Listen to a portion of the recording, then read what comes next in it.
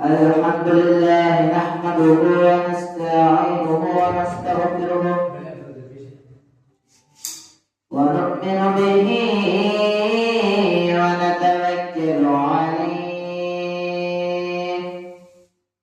ونعوذ بالله من شرور أنفسنا ومن سيئات أعمالنا من يهده الله فلا مضل له ومن يضلله فلا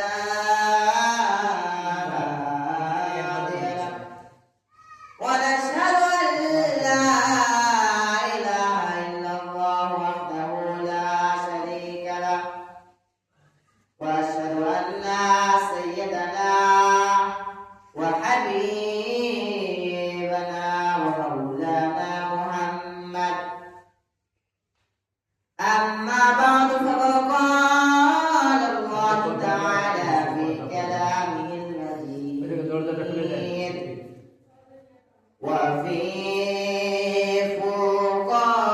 فرقانه الحميد أعوذ بالله من الشيطان الرجيم بسم الله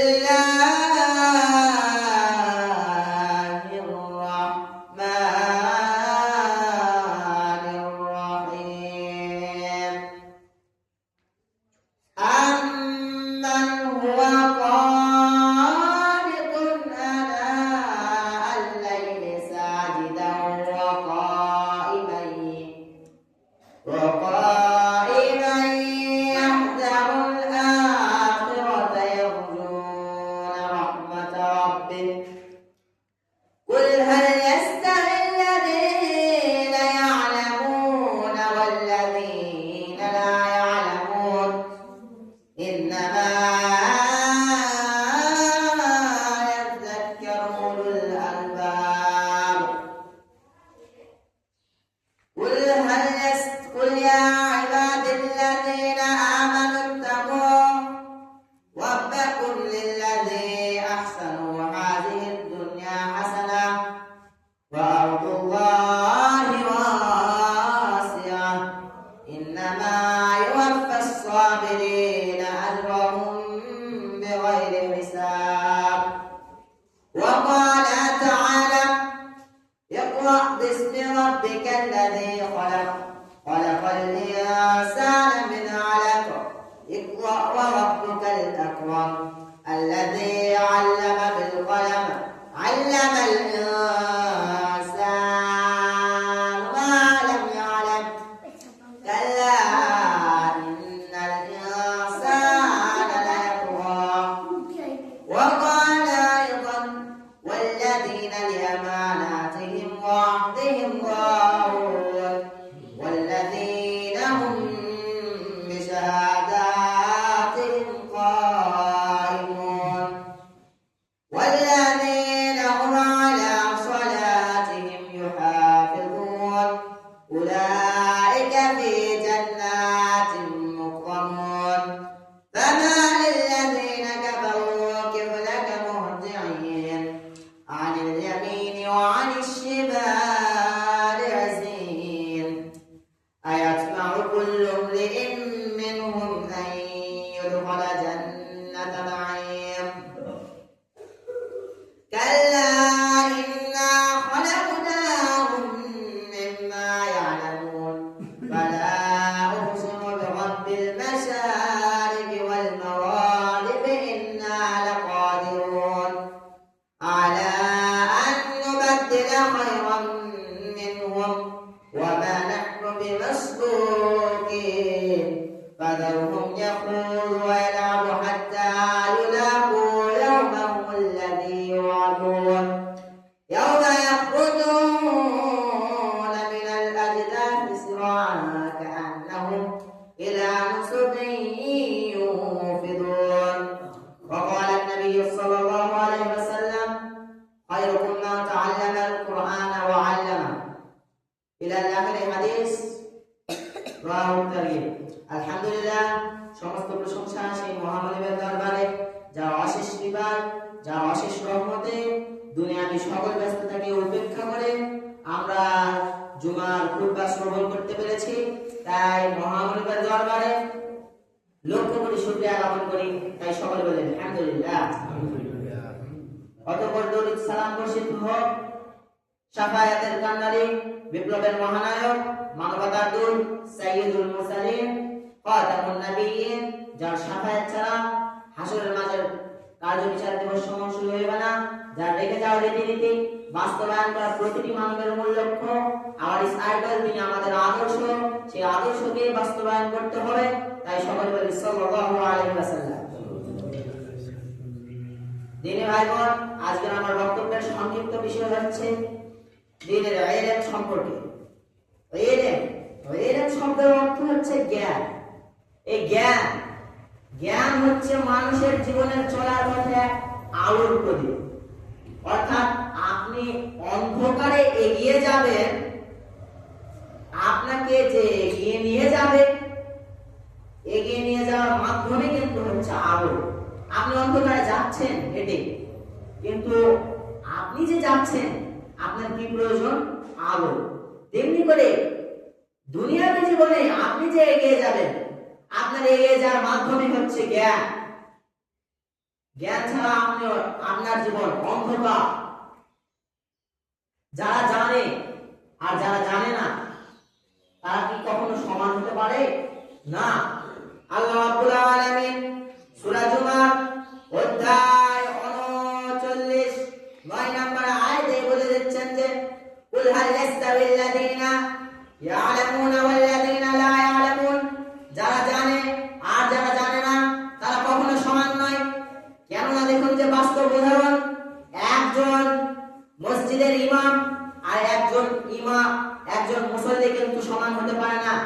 কেননা ইমাম জানে যে কেমন করে সালাত আদায় করাতে হয়, কেমন করে সালাত আদায় করব, কেমন করে আল্লাহর প্রশংসা করব, ইমাম কিন্তু জানে, কিন্তু মুসল্লি জানে না যে কেমন করে সালাত আদায় করতে হবে। মুসল্লি কিন্তু এই সালাতের বিষয়ে কম ধারণা তার, ঠিক না ভাই? এই যে যারা জানে আর যারা জানে না, তারা কখনো সমান হতে পারে না। আল্লাহ রাব্বুল আলামিন এটি বলতেছে। আর যারা জানে না তাদের কি করতে হবে? করতে হবে, তাহলেই তারা কিন্তু জানতে পারবে। এই নিয়ে মহান রব্বুল আলামিন বলছেন সূরা আলাক অধ্যায় 96 1 নম্বর আয়াতে বলে দিচ্ছেন যে ইকরা, পড়ো, রিড, পড়ো, বিসমি রাব্বিকাল্লাযী খলাক, তুমি তোমার প্রভুর নামে, name of the your Lord, তুমি তোমার প্রভুর নামে পড়ো। তোমাকে যিনি সৃষ্টি করেছেন, হু ক্রিয়েটেড ইউ, তোমাকে যিনি সৃষ্টি করেছেন। অর্থাৎ আপনাকে আমাকে কার নামে পড়তে হবে? প্রভুর নামে পড়তে হবে। তাহলে তো আমরা দ্বীনের জ্ঞান জানতে পারবো, ধর্মের জ্ঞান জানতে পারবো। প্রভুর নামে না পড়লে কেমন করে জানতে পারবো? কোরআন পাঠ করতে হবে, তাহলে তো আমরা জানতে পারবো। এই যে স্কুলের মাদ্রাসার ছেলে এবং স্কুলের ছেলের মধ্যে পার্থক্য কি? মাদ্রাসার ছেলে কোরআন পাঠ করে এবং জানে কেমন করে সালাত আদায় করতে হয়, কেননা সে প্রভুর নামে পড়তেছে, একজন মাদ্রাসার ছাত্র, সে তার বিধায় জানতেছে। অতঃপর দেখুন যে আপনি আমি যে এই যে দুনিয়ার জীবনে সালাত আদায় করি, সালাত, সিয়াম, হজ, যাকাত, যত না কিছু আছে, আপনি আমি যে আপনার আমার উপর যে খরচ হয়েছে, আপনার আমার জন্য শুধু সালাতে খরচ না, আপনার আমার জন্য জ্ঞান অর্জন করা খরচ।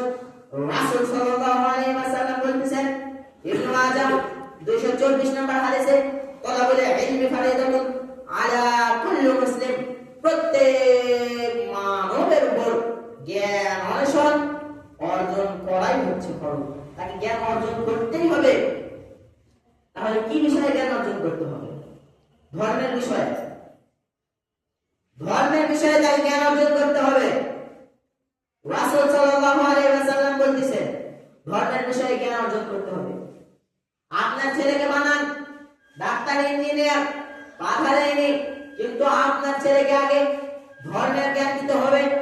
আপনার ছেলেকে যদি ধর্মের জ্ঞান না দেন, তাহলে সে তার ধর্ম কেমন করে পালন করবে তার কোনো ধারণাই নেই। যে আপনার ছেলের কোনো ইচ্ছা চাহিদা নেই যে আমি সালাতে যাব, এই যে সালাতে যাচ্ছে না, এই যে সালাতে যাওয়ার ইচ্ছাও করতেছে না, নিয়ত করতেছে না, কেননা তার ধর্মের জ্ঞান নেই। ধর্মের যদি জ্ঞান থাকতো তাহলে ঠিকই সে সালাতের জন্য, সালাতে যাওয়ার জন্য সে কিন্তু এক্সাইটেড, আগ্রহী হতো। তার ধর্মের জ্ঞান নেই বিধায় সে সালাতে যাওয়ার জন্য আগ্রহী হয় না।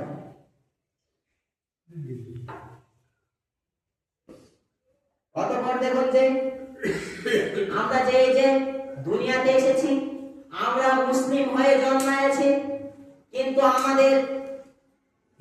আমাদের পাশে যারা হিন্দু আছে, হিন্দু যারা আছে, বৌদ্ধ খ্রিস্টান, তাদের পিতামাতাই তাদেরকে হিন্দু করেছে।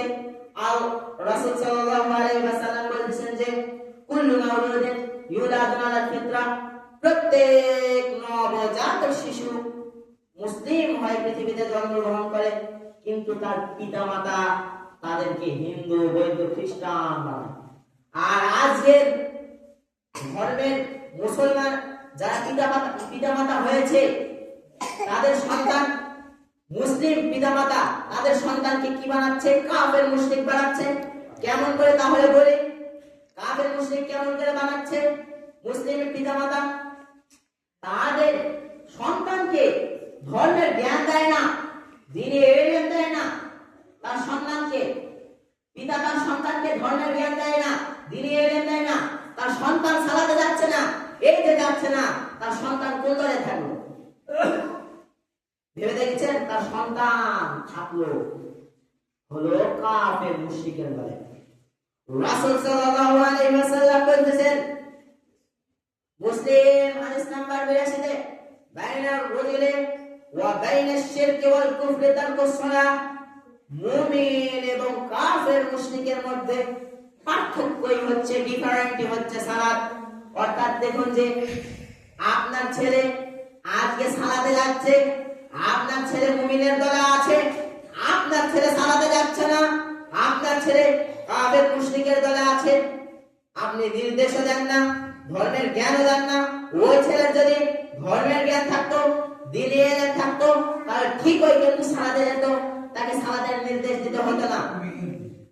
আপনার ছেলে যে বলেন যে আমার ছেলে সফল হয়ে গিয়েছে, মাস্টার্স ডিগ্রি কমপ্লিট করেছে, আমার ছেলে সফল হয়ে গিয়েছে, আপনার আমার ছেলে কি সফল? না, আদৌ তা সম্ভব নয়। আপনার আমার ছেলে যদি সফল হতে হয়, আপনার ছেলে যদি সফল হতে চায়, আপনার ছেলেকে যদি সফল করতে চান, তাহলে আপনার ছেলেকে সালাতের নির্দেশ দিতে হবে, সালাত আদায় করাতে হবে। মানুষ তখনই সফল হয় যখন সে সালাত আদায় করে, বিরক্তিতা না বোধ মনে করে। আল্লাহ রাব্বুল আলামিন বলতেছেন সূরা মুমিনুন 1 নম্বর আয়াতে এবং 2 নম্বর আয়াতে, কদ আফলাহাল মুমিনুন, নিশ্চয়ই তারা সফলগামী, নিশ্চয়ই তারা সফলগামী, আল্লাযীনা হুম আলা সালাতিহিম খাশিউন, যারা নিজেদের সালাতকে নিয়ে বিনয়ী থাকে, অর্থাৎ তাদের বিরক্তিতা বোধ নেই যে আমি সালাত আদায় করতেছি, আমার এই জায়গায় একটু অসুবিধা হচ্ছে, আমি সালাত আদায় করতে যাব না, আজকে আমার বিরক্ত মনে হচ্ছে। এই যে সে বিরক্তিতা বোধ না মনে করে সালাত আদায় করলো, সেই মানুষটি হচ্ছে সফলগামী। আপনার ছেলেকে যদি আপনি সফল করতে চান, তাহলে প্রতিদিন 5 ওয়াক্ত সালাতে পাঠিয়ে দিন, না হলে তাহলে আপনার সন্তান জীবনও হতে পারে, সাময়িক সময়ের জন্য সফল হতে পারে, কিন্তু পরকালীন জীবনে সফল হবে না। কেননা আফলাহাল মুমিনুন, সফলগামী করতে গেলে আপনার সন্তানকে সালাতের নির্দেশ দিতে হবে এবং সালাত আদায় করাতে হবে। অতঃপর দেখুন যে আপনি আমি বাবা হয়েছি, আপনার আমার কোনো রেসপন্সিবিলিটি নেই, দায়িত্ব কর্তব্য নেই, আপনার আমার দায়িত্ব কর্তব্য নেই, আপনার আমার সন্তানকে যে সালাতের নির্দেশ দিতে হবে। রাসূল সাল্লাল্লাহু আলাইহি ওয়াসাল্লাম বলতেছেন যে মুরু আওলাদাকুম বিসসালাতি ওয়া হুম আবনাউ 7 সিনিন, 7 বছরে সন্তানকে সালাতের নির্দেশ দিতে হবে। কত বছরে? 7 বছরে প্রশিক্ষণ দিতে হবে, ট্রেনিং দিতে হবে সন্তানকে 7 বছরে।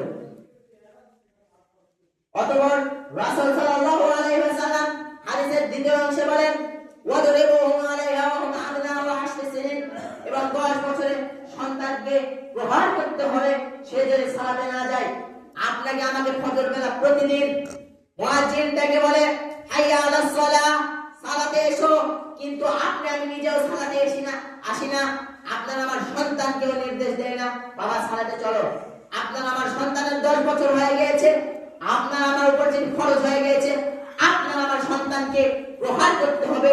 কেন তার 10 বছরের উপরে গিয়েছে, সে সালাত কেন আদায় করতেছে না, তাকে প্রহার করতে হবে।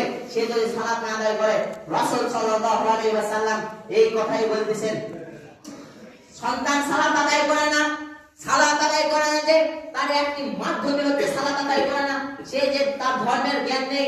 সালাত আদায় করলে আমার কি ফজিলত হবে, সালাত আদায় করলে আমার দুনিয়াবী জীবনে কি হবে এবং পরকালীন জীবনে কি হবে।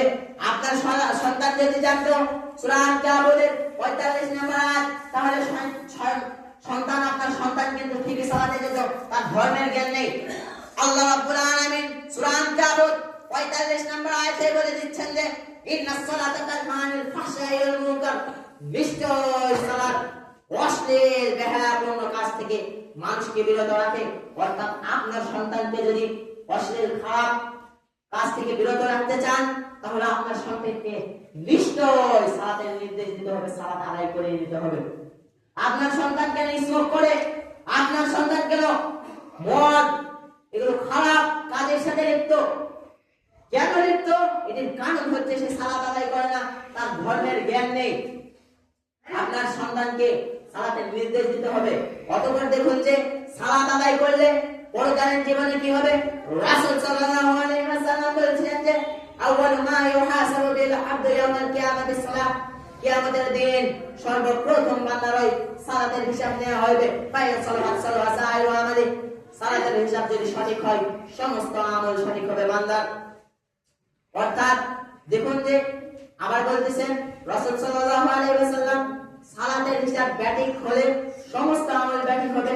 অর্থাৎ আপনার আমার সন্তানকে আপনি আমি কিন্তু অনেক দিনে দান করেছি, আপনার আমার সন্তানকে দান করার নির্দেশ দিয়েছি, কিন্তু আপনার আমার সন্তান সালাত আদায় করে না, আপনি আমি সালাত আদায় করি না।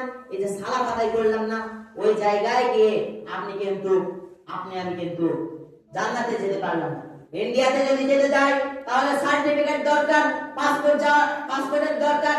ইন্ডিয়াতে গেলে আপনার পাসপোর্ট দরকার। তেমনি করে জান্নাতে যদি যেতে চান তাহলে আপনার সব আমল ভালো লাগবে এবং আপনার একটি সালাত পাসপোর্ট লাগবে, না হলে আপনি জান্নাতে যেতে পারবেন না।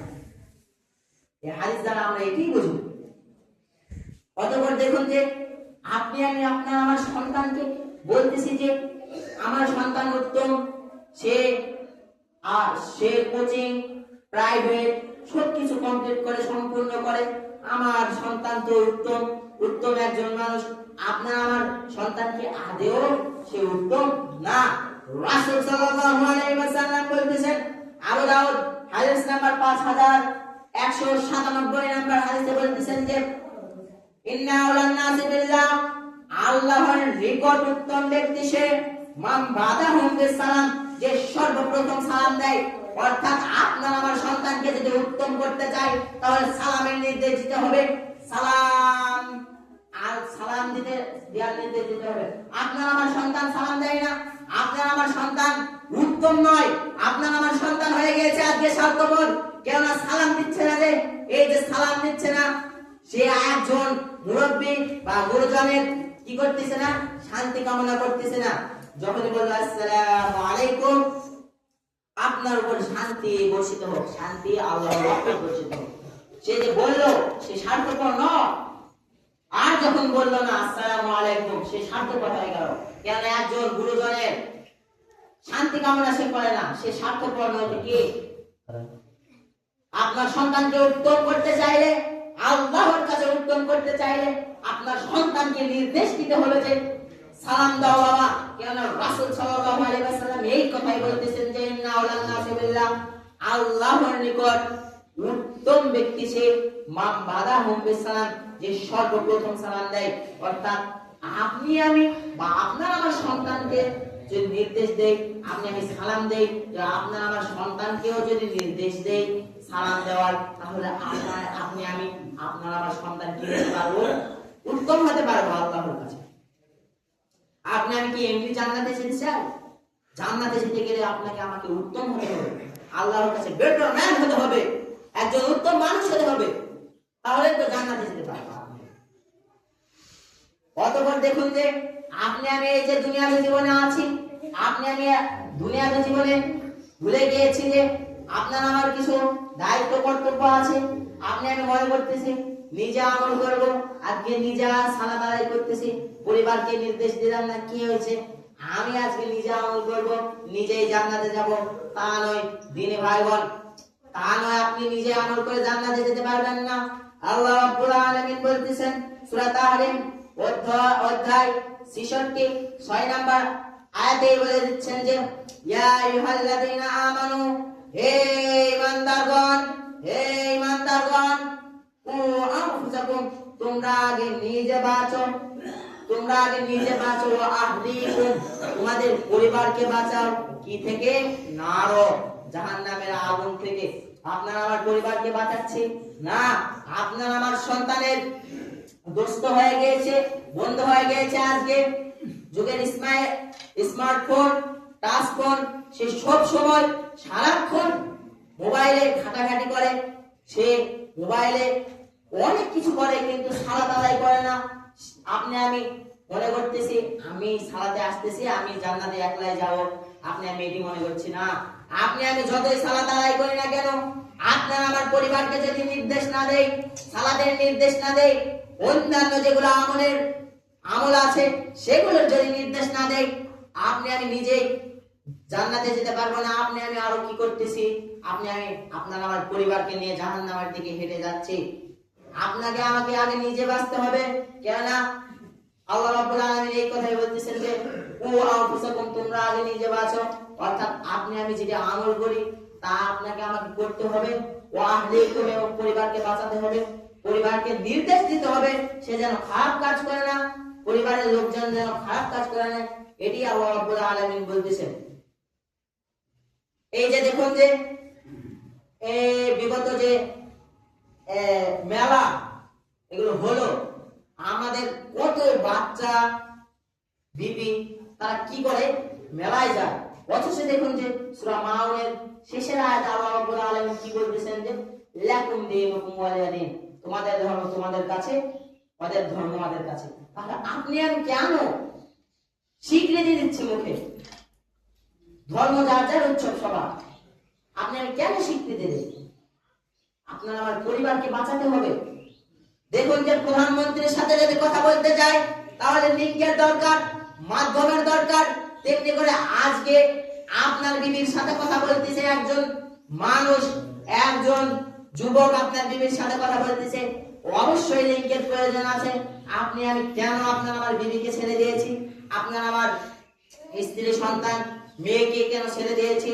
লিঙ্কের দরকার লাগবে।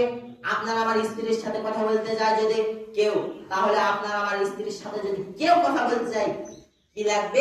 লিঙ্ক লাগবে, মাধ্যম লাগবে, একটি মাধ্যম লাগবে। আপনার আমার স্ত্রী মেয়ে কন্যা অমূল্যহীন হয়ে গিয়েছে। দেখুন যে আপনি যদি 1 টাকার একটি ক্যান্ডি নেন তাহলে সেই ক্যান্ডি ভালোভাবে মোড়ানো থাকবে। আপনার আমার কেন স্ত্রী বেপরদাহীন, সে পর্দা করে না? ক্যান্ডি, এই যে ক্যান্ডি চকলেটের থেকেও কিন্তু অমূল্যহীন হয়ে গেল আপনার আমার স্ত্রী, মেয়ে, কন্যা, সন্তান। আপনি আমি প্রত্যেকেই দায়িত্বশীল, আপনাকে আমাকে জবাবদিহি করতে হবে। রাসূল সাল্লাল্লাহু আলাইহি ওয়াসাল্লাম বলেছেন, বুখারী হাদিস নাম্বার 7138, কুল্লুকুম রাইন, প্রত্যেকেই দায়িত্বশীল। আজকে আপনি আমি দায়িত্বশীল, আপনাকে আমাকে মনে করতেছি না, আপনি আমি মনে করতেছি আমি এগুলো বিষয়ে দায়িত্বশীল। আমার বিবিকে প্রতিদিন